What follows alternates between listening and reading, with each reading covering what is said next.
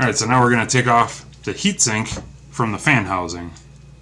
You have 2 screws at the top of each fan here, top and bottom of each fan, and that's your mounting screws. There's one there. This one's nice. I'm missing that fan blade, makes it nice and easy to take out. And then